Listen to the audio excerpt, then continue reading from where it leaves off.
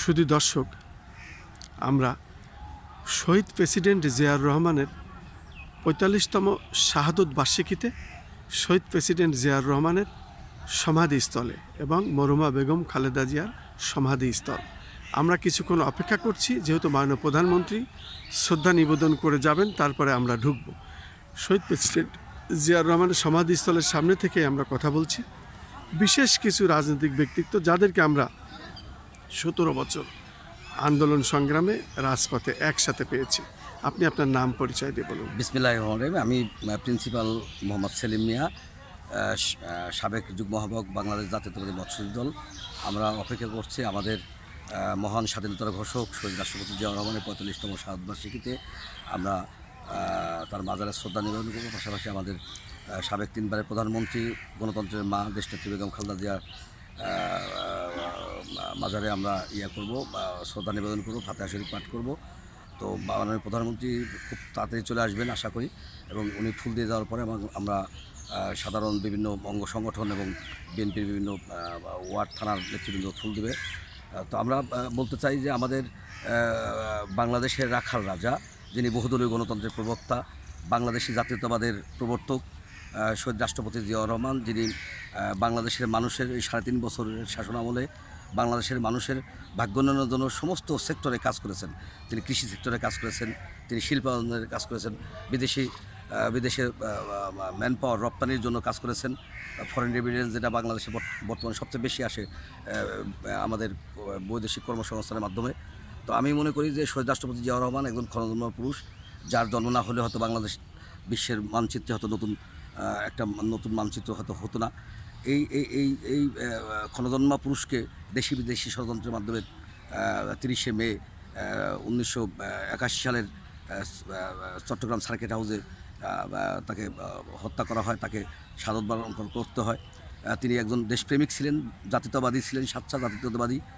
বিশ্বের বুকে শহীদ রাষ্ট্রপতি জিয়াউর রহমান অনেক কিছু সারণে ওআইসি গঠন করেছেন, সার্ক গঠন করেছেন, এবং সার্কের প্রতিষ্ঠাতা, এবং বিশ্ব মুসলিমদের উম্মাকে একটা শক্ত জায়গায় নেওয়ার জন্য মুসলিম ভ্রাতৃত্ববোধকে উনি সুদৃঢ় করেছেন।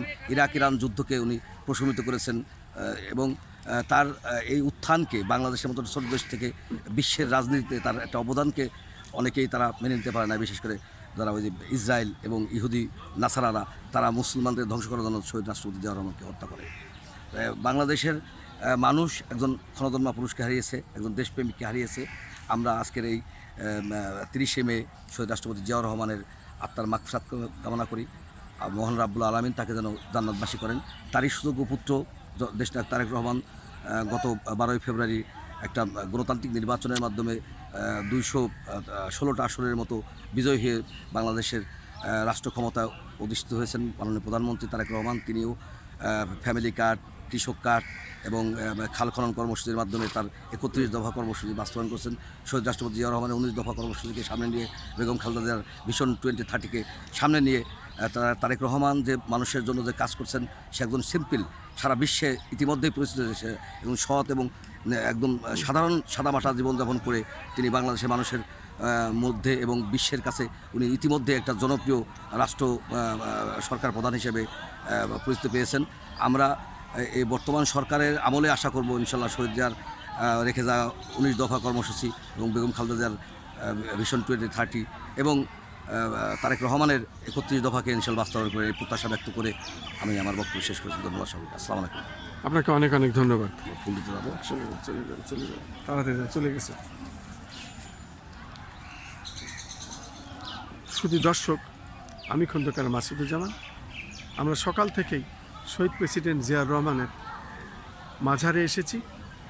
শহীদ প্রেসিডেন্ট জিয়াউর রহমানের আজকে ৪৫তম শাহাদত বার্ষিকী, এবং মরহুমা বেগম খালেদা জিয়া, ওনার রুহের মাগফিরাত কামনা করব, আমরা শ্রদ্ধা নিবেদন করব।